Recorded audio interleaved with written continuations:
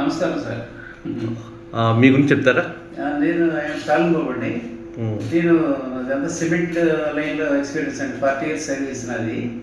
నేను స్టార్టింగ్ నా క్వాలిఫికేషన్ అంటే diploma mechanical engineering 68 batch, 98, 68 polytechnic, Vijayawada polytechnic batch అండి. తర్వాత నేను అయిపోయిన తర్వాత ఎడ్యుకేషన్ అయిపోయిన తర్వాత నేను మాచర్ల సిమెంట్ ఫ్యాక్టరీలో ఇంజనీర్ అప్రెంటిస్గా జాయిన్ అయ్యి అక్కడే 28 years పనిచేశానండి డిఫరెంట్ పొజిషన్స్లో. అయిన తర్వాత అక్కడి నుంచి నేను 98లో సౌదీ అరేబియాకి ఎస్పిసి సదర్న్ సిమెంట్ కంపెనీలో జాయిన్ అయ్యానండి. అక్కడ కూడా ఇంజనీరింగ్కి వెళ్ళాను. అక్కడ అయిన తర్వాత అక్కడ ఎరక్షన్, కమిషనింగ్స్ అన్నీ. నాకేంటంటే సిమెంట్ మిల్లులో వర్టికల్ మిల్స్ మీద స్పెషలైజేషన్ అండి. దానివల్ల వాళ్ళకి అక్కడ ఎక్కువ ప్రాబ్లమ్స్ ఉండేసరికి నా సర్వీస్ని గుర్తించి వాళ్ళు నన్ను కంటిన్యూగా 10 ఏళ్ళు బిషా సిమెంట్ ప్లాంట్లో పనిచేశాను. వాళ్ళదే ఎక్స్పాన్షన్ ఇంకోటి జరుగుతుంటే తహామా అనే ప్లాంట్ అనే చోటకి నన్ను అక్కడ ట్రాన్స్ఫర్ చేశారు.